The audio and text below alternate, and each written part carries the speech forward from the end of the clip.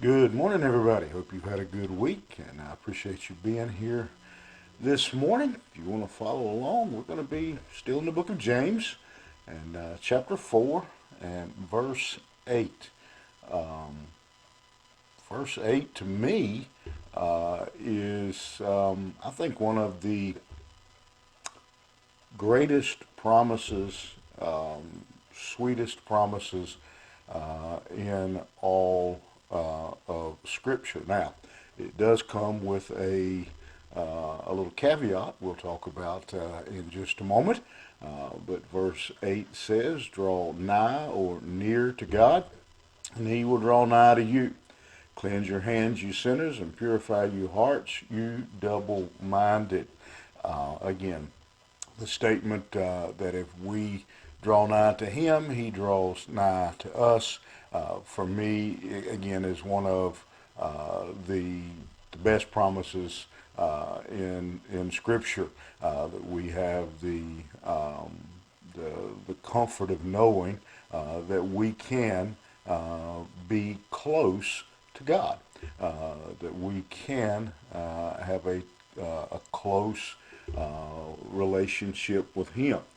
I think about the little sign, and you've seen it, I'm sure, that says, "If you don't feel close to God, guess who moved?" Well, this verse answers it. If you want to be near God, He will be near to you. It's one of the greatest. It's the greatest privilege, greatest opportunity, the greatest honor in that you could think of. That God Himself would approach and be near someone like you and I. That opportunity is there, and we are encouraged to, not even encouraged, we are directed to draw near to Him, to be close to God Himself. And again, the words that are used there, the drawing near to Him, really means you don't get there. You just keep getting closer and closer. Every day you work to be nearer to God.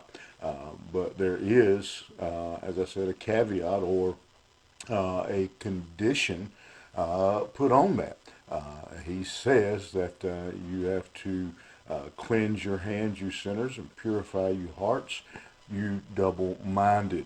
I think about on occasion I've made hospital visits where the person that I was visiting had a compromised immune system for some reason, maybe the disease or the medicine.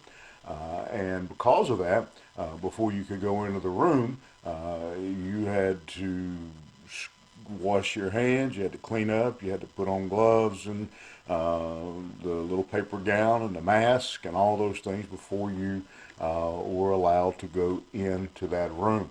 Well, here James is saying before you can draw near to God, you have to clean your hands. You have to deal with the sin that is in your life. That we approach Him through by confession. That we make sure that our life is what it should be. That we the person that draws near to God is one who walks with God and then keeps his the scripture says here hands, but and your heart, but he says really he's saying our life, that we keep it clean, that we're not double-minded is the way that he ends it up, that we're not one day trying to walk with the Lord and the next day walking with the world,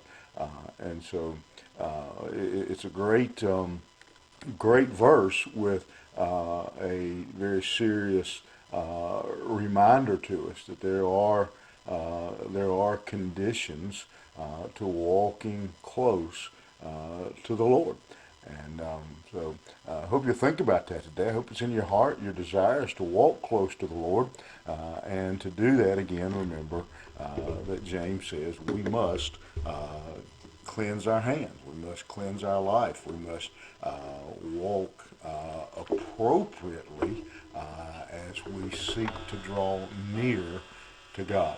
Think about it. Have a great day, and we'll see you back here tomorrow morning.